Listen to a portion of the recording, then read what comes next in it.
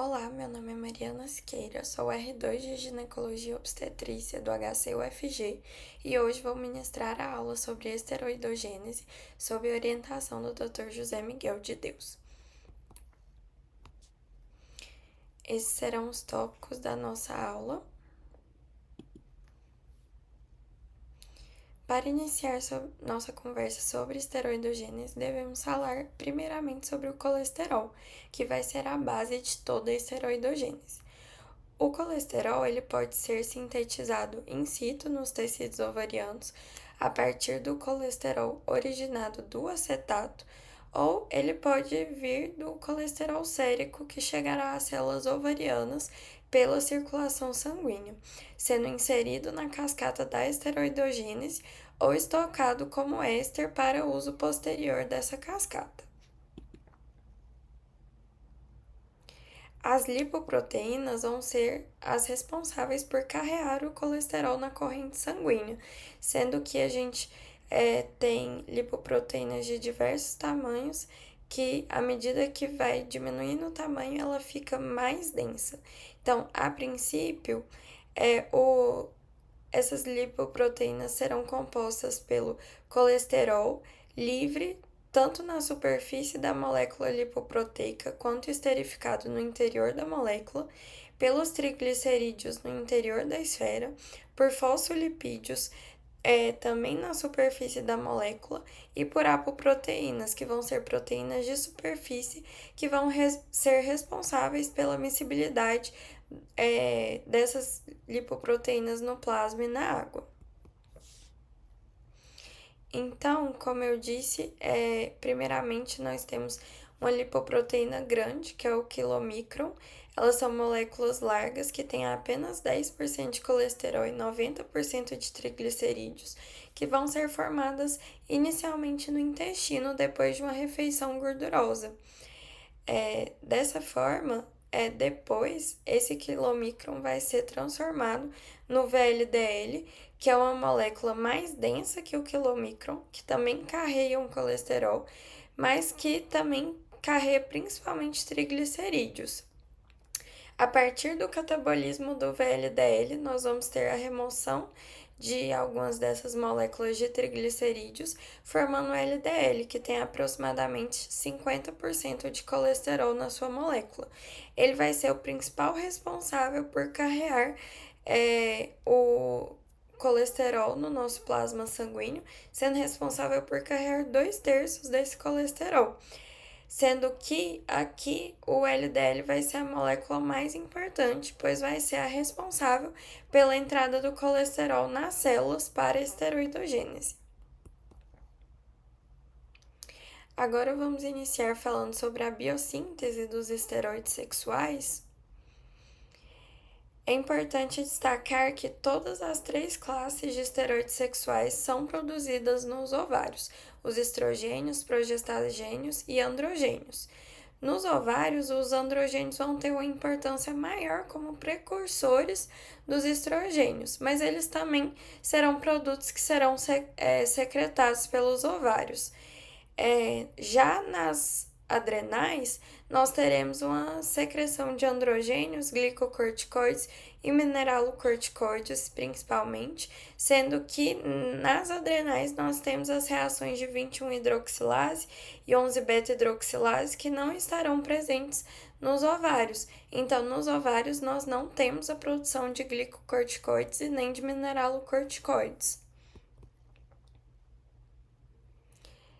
Na esteroidogênese, então, nós vamos partir da molécula de colesterol, que tem um número de átomos de carbono que será reduzido para a formação desses produtos. Importante destacar que ao longo de todo esse processo o número de carbono será reduzido, mas nunca aumentado. Isso a partir de diversas reações de desmolase, desidrogenase, hidroxilação, oxirredução e também de saturação. As enzimas do citocromo P450 terão um papel importantíssimo nessas reações, pela sua atuação tanto na mitocôndria quanto no retículo endoplasmático, que eu vou falar delas mais adiante. Então, inicialmente, nós iremos partir da molécula do colesterol para a formação da pregnenolona. Como eu disse anteriormente, o colesterol pode chegar nas células ovarianas a partir da corrente sanguínea ou ser formado lá a partir da molécula do acetato. Então, o que nós teremos? Na célula ovariana, o LDL irá adentrar a célula pelo receptor de LDL e ele pode ser transformado em colesterol livre ou esterificado. A gente vai ter a hidroxilação dos carbonos 20 e 22 da molécula de colesterol com a clivagem da cadeia lateral, de forma que o colesterol será convertido em pregnenolona na mitocôndria pelo citocromo P450. Isso irá ocorrer também pelo estímulo do ACTH, que promove a captação do substrato do colesterol para que ocorra essa etapa no ovário.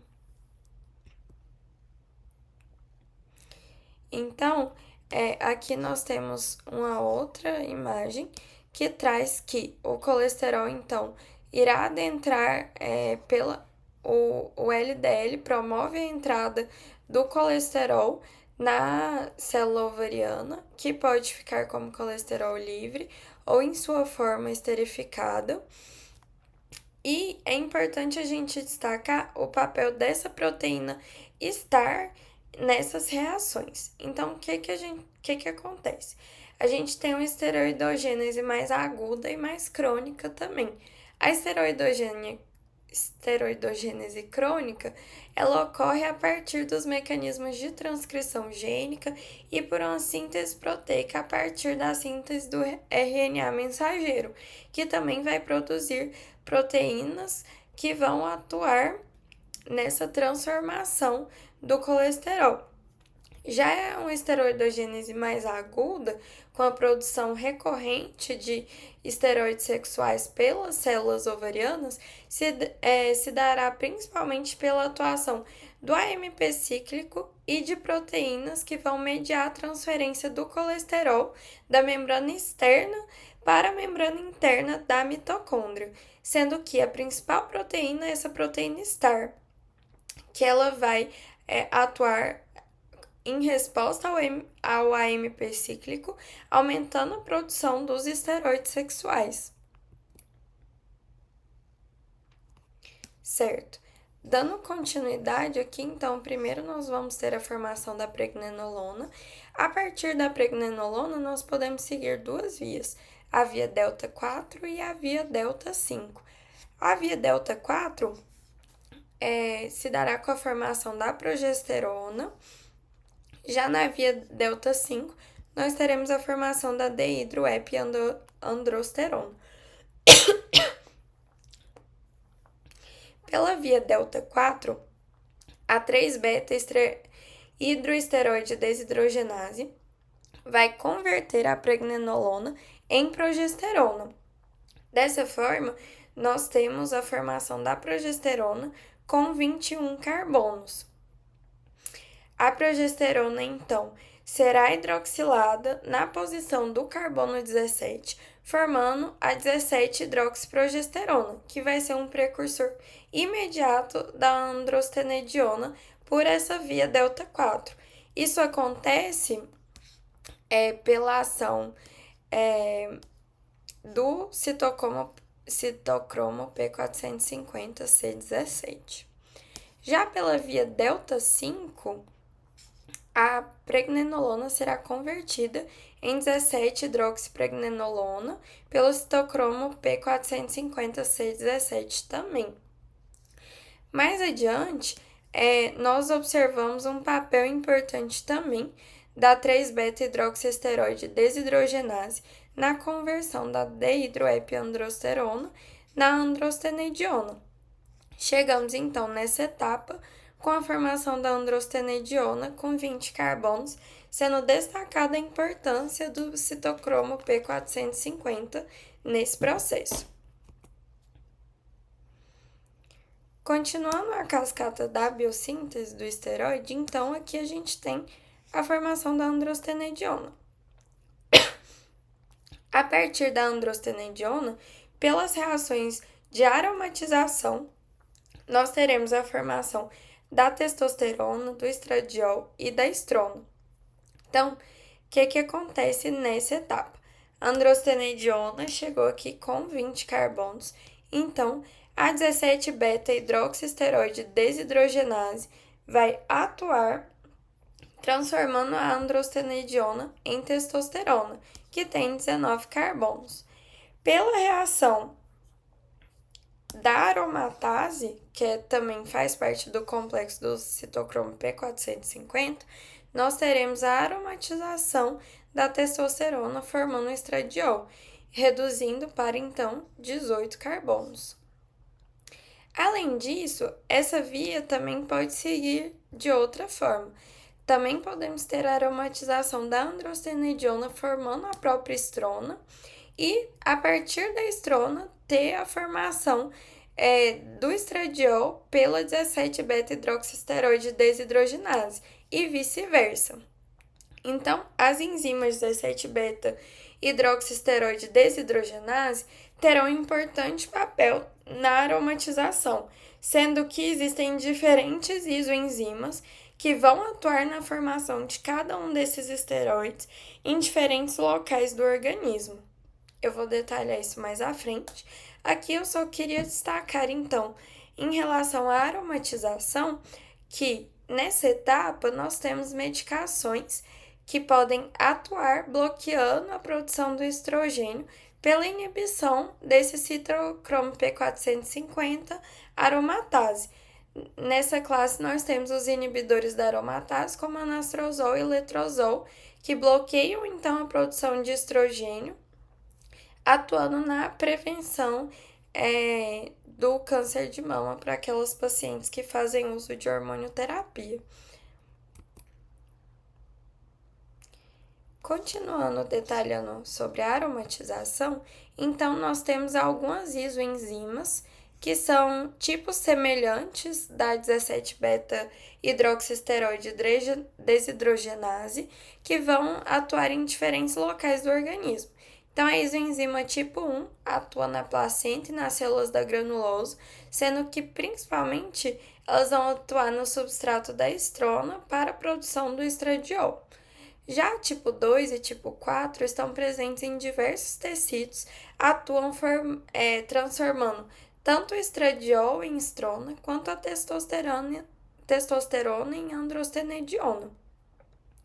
Já as isoenzimas tipo 3 e 4 estão presentes no testículo e vão atuar transformando a androstenediona em testosterona. Agora, falando um pouco sobre a teoria das duas células e duas gonadotrofinas, detalhando essa aromatização que acontece nas células ovarianas, então é importante destacar o papel do FSH e do LH nesse processo nas células ovarianas. Então, nós temos receptores de FSH presentes nas células da granulosa, e o próprio FSH é responsável por aumentar esses receptores nas células da granulosa. Já nas células da teca, nós teremos os receptores de LH. À medida que nós temos o desenvolvimento folicular, as células da teca irão aumentar a expressão desses receptores e o citocromo P450 e da 3-beta-hidroxiesteroide desidrogenase. Então, nas células da teca, nós teremos toda aquela transformação inicial do colesterol em androstenediona e em testosterona, pela atuação do AMP cíclico também, pelo estímulo do LH. Então, é importante destacar aqui que as células da granulosa não vão expressar esse citocromo P450C17, de forma que a androstenediona só será formada, a androstenediona e a testosterona só será formada nas células ovarianas nas células da teca pelo estímulo do LH. Então, isso significa que toda a esteroidogênese ovariana é dependente do LH e dessa reação nas células da teca. E, à medida que o folículo amadurece, as células da teca aumentam cada vez mais a expressão desse citocromo, aumentando a produção de androstenediona e testosterona.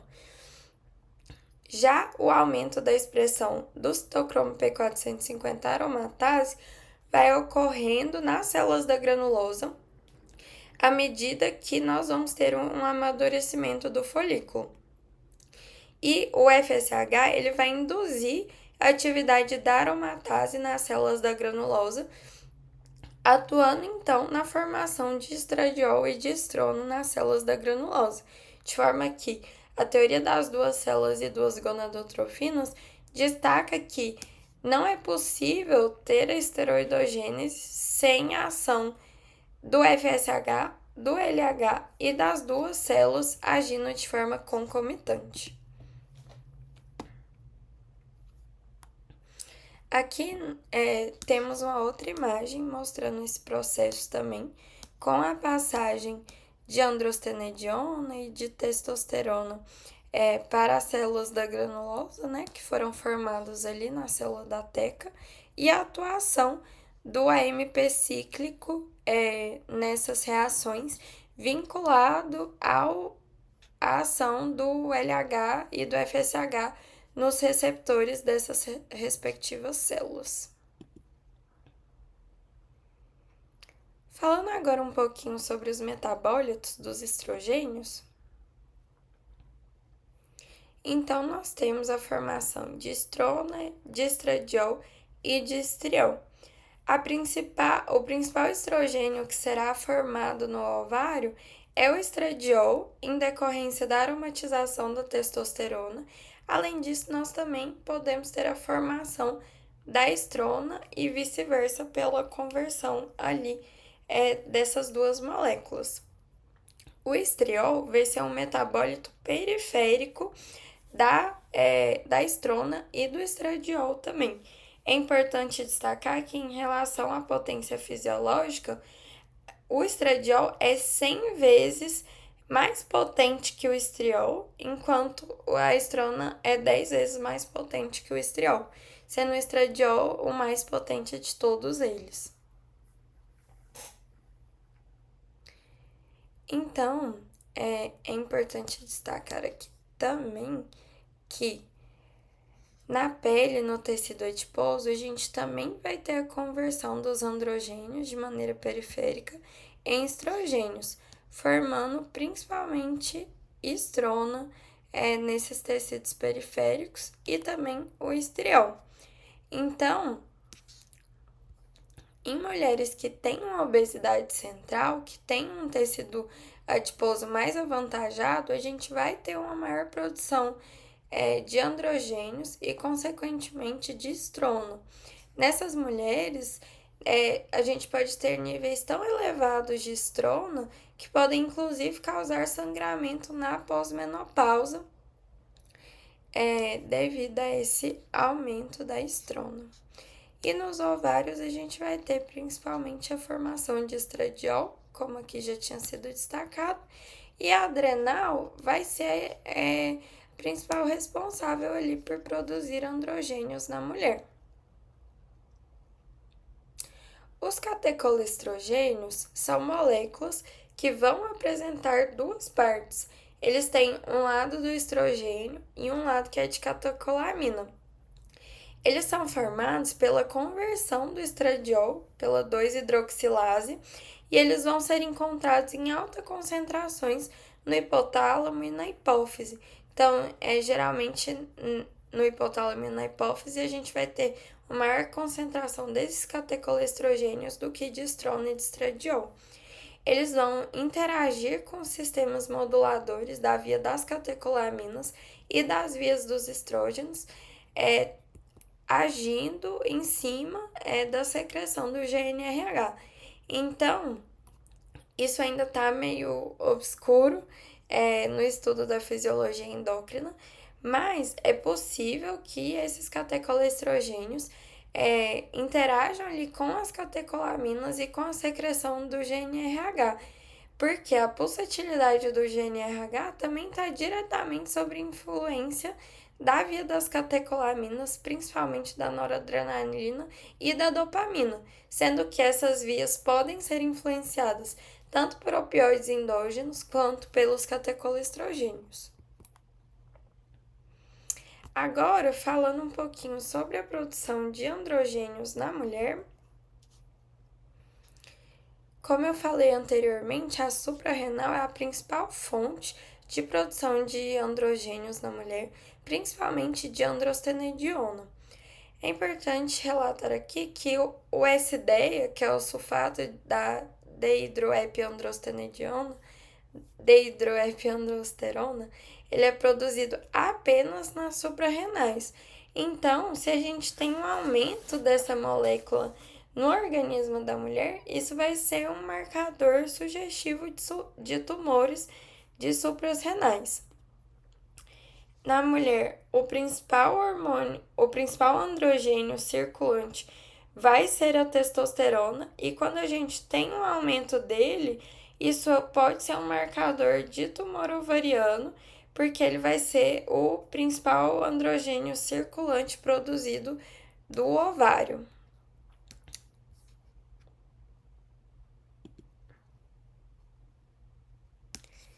Na suprarrenal, aqui eu trago novamente toda aquela cascata.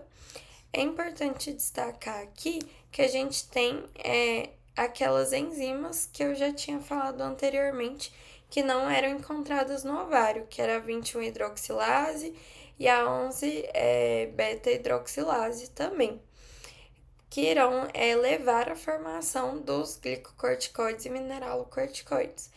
Então, na zona glomerular da suprarrenal, nós teremos a formação dos mineralocorticoides pela aldosterona sintase, que também faz parte do citocromo P450, e na zona fascicular e reticular, a 17-hidroxilase vai atuar, levando à formação de glicocorticoides na zona fascicular e de androgênios na zona reticular. Aqui, então, nessa etapa, nós temos que, se a gente tem um acúmulo desse 11-deoxicortisol, isso vai ser um marcador de deficiência de 11-hidroxilase. Já a deficiência da 21-hidroxilase, que vai ser encontrada na hiperplasia adrenal congênita, vai levar a um acúmulo da 17-hidroxiprogesterona, que é utilizada no diagnóstico dessa patologia. Aqui eu trago um pouquinho sobre a hiperplasia adrenal congênita. Então, relembrando que nós podemos ter a forma clássica e a forma não clássica. Então, na forma clássica, a gente tem um bloqueio na 21-hidroxilase. Isso vai levar a um acúmulo da 17-hidroxiprogesterona e uma redução acentuada na aldosterona e no cortisol, que seriam os produtos dessas vias. Isso leva ao pseudohermafroditismo feminino. Quando nós temos esse diagnóstico da forma clássica, geralmente ocorre nos recém-nascidos. Já a forma não clássica, ela geralmente é identificada na puberdade, em que nós temos apenas uma leve deficiência na atividade da 21-hidroxilase, e nós teremos um aumento do ACTH pela ausência de feedback negativo do cortisol, de forma que a gente tem um aumento na produção de androgênios, podendo levar a hirsutismo, acne, ciclos anovulatórios. Muitas vezes essa forma não clássica pode vir a ser confundida em SOP nas adolescentes que ainda não tiveram um diagnóstico correto. Agora, falando um pouquinho sobre o transporte e metabolismo dos esteroides. Os esteroides, eles irão ser transportados ligados a proteínas transportadoras específicas, sendo a principal delas a SHBG, que é a Sex Hormone Binding Protein, e também por proteínas específicas, inespecíficas, como a albumina. A SHBG ela vai ser sintetizada no fígado e ela circula como um homodímero ligante de uma única molécula de esteroide. Ela vai ter seus níveis aumentados em caso de hipertireoidismo e também de gravidez, mas algumas condições como obesidade, aumento de androgênios, progestagênios, do GH, aumento da insulina pela resistência insulínica e dos corticoides vão reduzir os níveis do SHBG, aumentando os níveis de hormônios livres circulantes. Em relação ao metabolismo dos esteroides, eles vão ser metabolizados principalmente no fígado, seguidos dos rins e da mucosa intestinal. Sendo que aqui nós vamos ter uma hidroxilação do estradiol, resultando em estrona e de estrogênios de catecol. Eles serão conjugados a glicuronídeos e sulfatos, que vão levar à formação de compostos hidrossolúveis que poderão então serem excretados na urina. Agora falando um pouquinho sobre os receptores de esteroides e suas implicações, em relação a esses receptores, nós temos uma superfamília dos receptores de esteroides. Os esteroides livres eles irão se difundir e se combinar com receptores específicos, sendo que a gente tem uma amplificação ou repressão da transcrição gênica desses receptores pelas interações com sequências de DNA, podendo ser essas sequências AF1 e AF2 aqui descritas. Os esteroides eles interagem com os receptores específicos, que são esses receptores hormonais nucleares.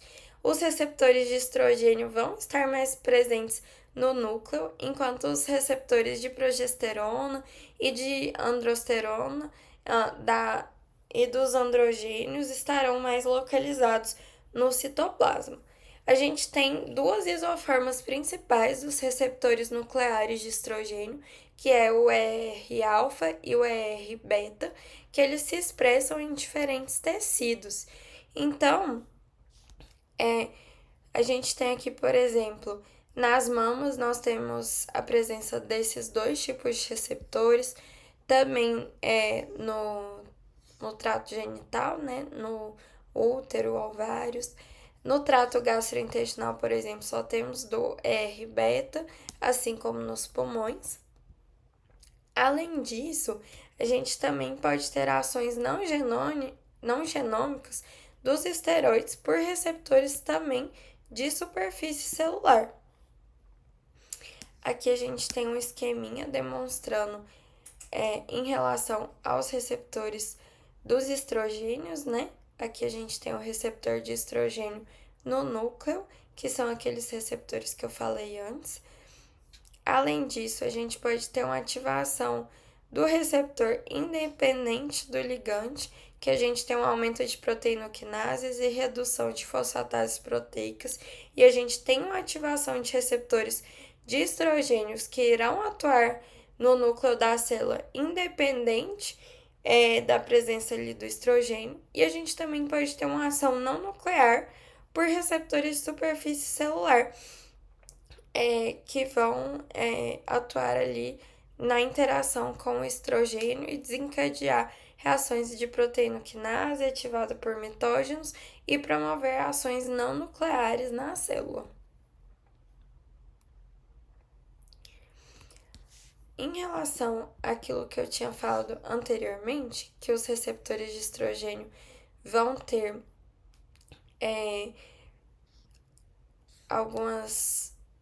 alguns ligantes diferentes ali nas moléculas dele, que são esses AF1 e AF2.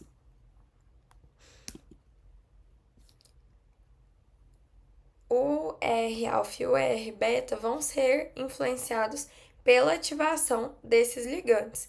a gente tem agentes que vão ser capazes de agonismo e antagonismo misto do estrogênio, a depender desses dois tipos de receptores e desses dois tipos de ligantes.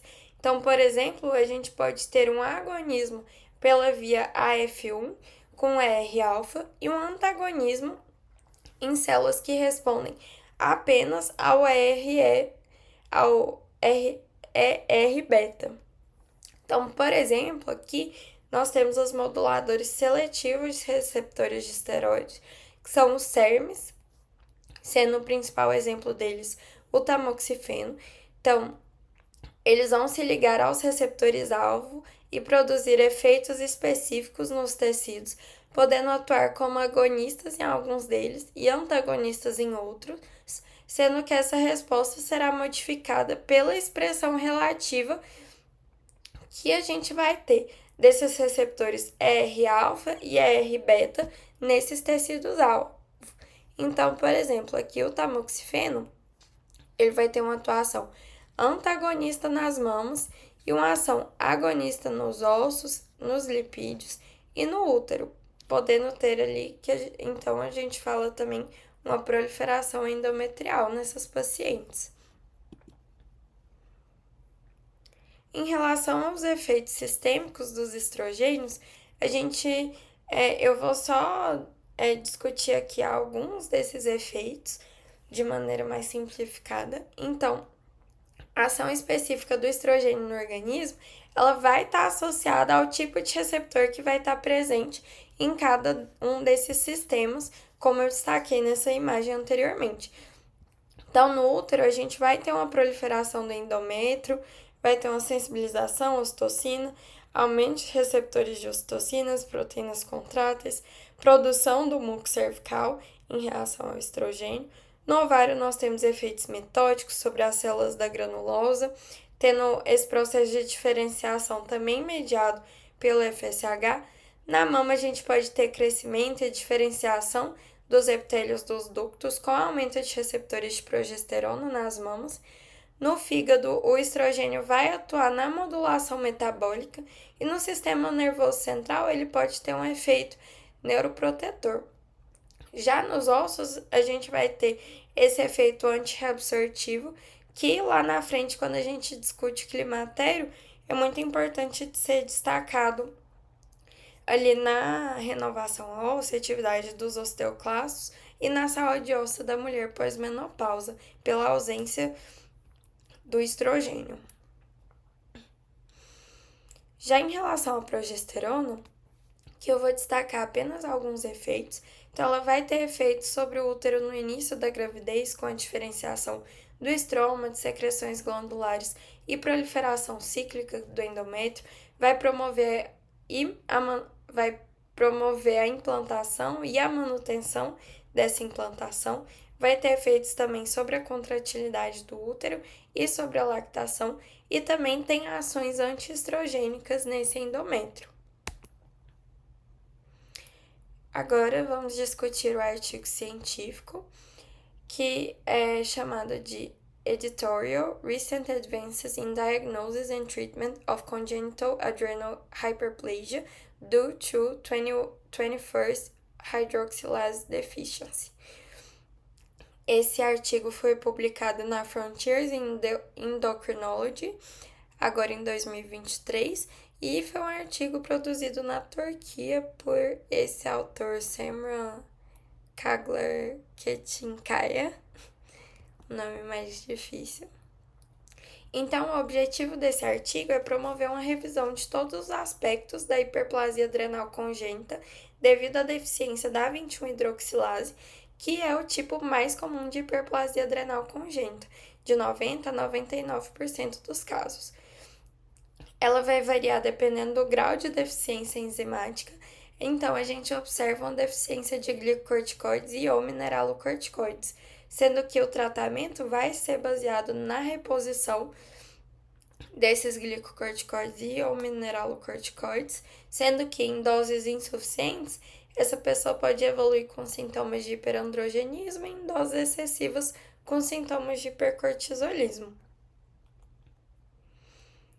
Aqui ele traz alguns aspectos diagnósticos de segmento.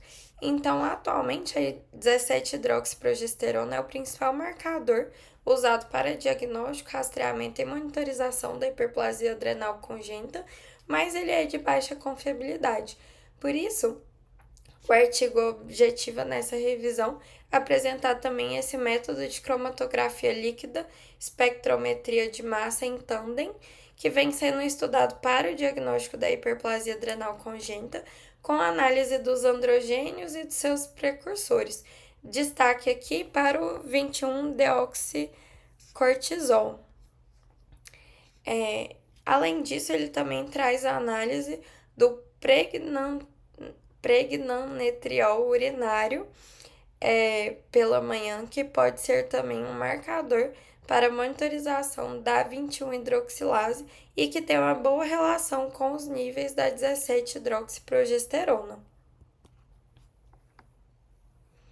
Ele também vai discutir das comorbidades presentes nas pessoas com hiperplasia adrenal congênita, sendo observado maior risco de hipertensão e obesidade em mulheres com hiperplasia adrenal congênita e uma alta prevalência de ansiedade, depressão e de pior qualidade de vida. Além disso, nessa revisão, ele também vai trazer novos tratamentos, destacando aqui o tratamento com tildacerfont, que é um antagonista ativo oral do receptor do fator de liberação de corticotrofina tipo 1, podendo ser uma opção no tratamento dessas pacientes. Aqui são as minhas referências. Muito obrigada!